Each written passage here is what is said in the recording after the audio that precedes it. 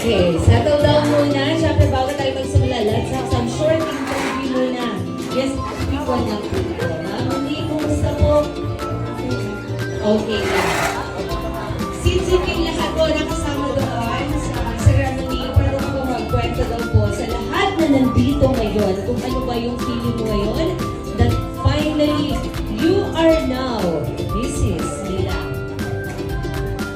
Kana happy and kana makahilak ka sa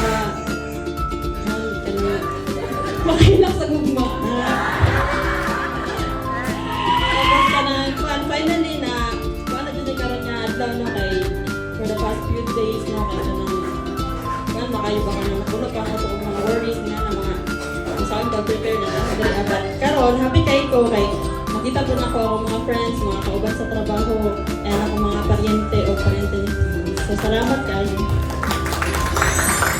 Sa mga nag-DIY na bride, hindi talaga yung basta-basta ma'am. As in, grabe yung stress mo, lahat ng concern sa'yo talaga. So, kanina nga sinabi ko na sa mga bisita, ma'am, okay na siguro magtika-tika? Oo. Tapos, kay sir naman tayo. Sir Prince. Oo. Kumusta po? And ano ba yung feeling mo ngayon? And kung sa doon, gipitik-pitik sa imong dughan, karong kautuhon, sir? I'm so grateful, especially sa atong buhay na Diyos. For almost 11 years, sa una pa yung pinagplanan nila. Karon di grant. And sa akong feeling is happy ko and puno og. So, 11 years na naghulat, sir, no?